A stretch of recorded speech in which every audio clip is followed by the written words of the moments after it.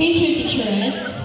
Honored guests, administration and staff, teachers, parents, visitors, ladies and gentlemen, my fellow graduates, the seen and unseen, a marvelous morning.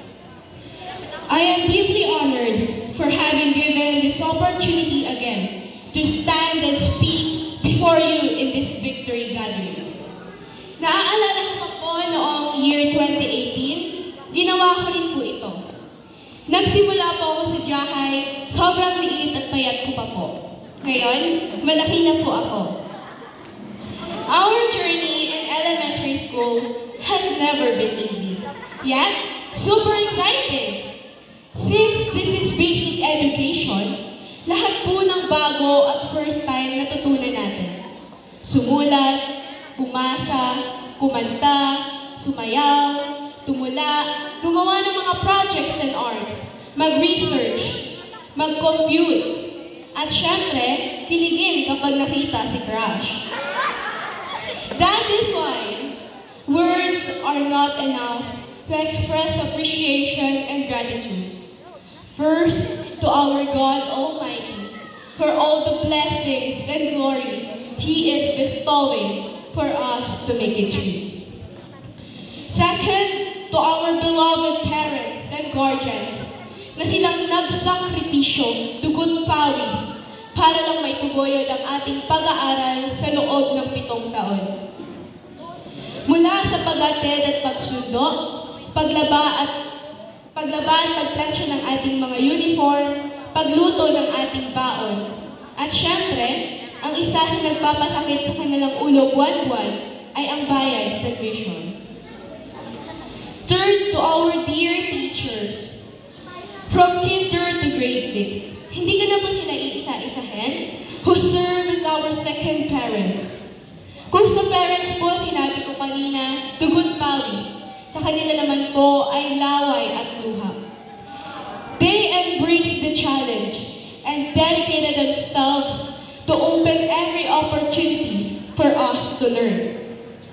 We all know how difficult to teach elementary pupils, but look, we are all here, smiling bright and proud.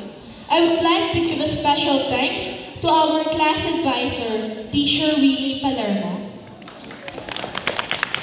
And of course, we should never forget how our second home, which provided us a warm shelter, safe environment, and quality education.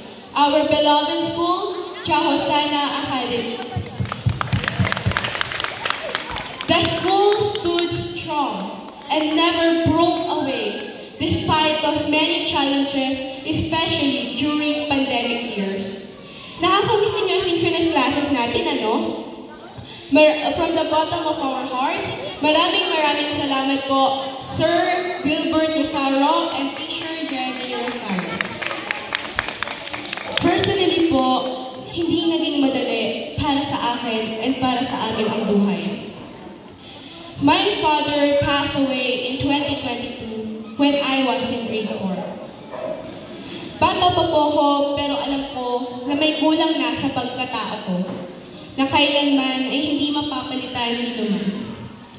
My dad is my inspiration, and I love him so much. He is our guardian angel. I hope he is proud of me up there.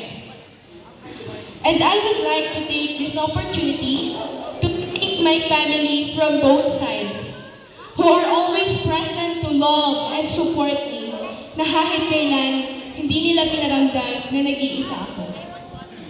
Above all, I would like to express my heartfelt gratitude to my mom, Arnie. She is the icon of strength and resilience. She is the true warrior and the wind beneath my wing. Marami pa po akong masasabi, pero ayaw ni Mami ng drama and iyakan. So Mom, ito na lang po ang masasabi ko. Mom, you're amazing, just the way you are. At this point, I am sure grade 6 Sampaguita batch 2024 to 2025 are feeling 4 emotions running through our veins. Nervous for stepping out the usual elementary life.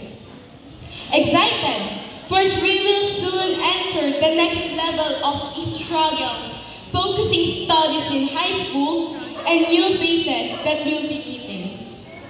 Happy for we finally completed this formal basic education with achievements and honors.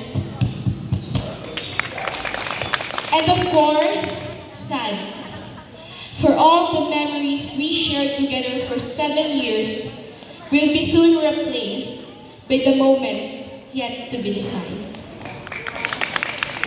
My fellow graduates, we must put in our mind that graduation is not the end.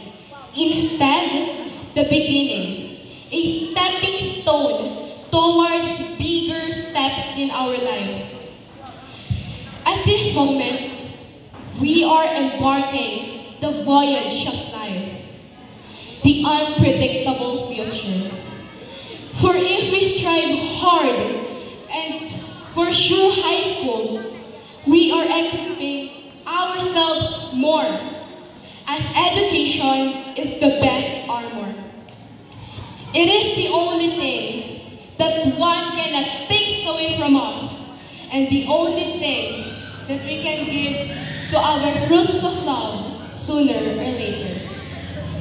We have witnessed how our poor society struggles to survive.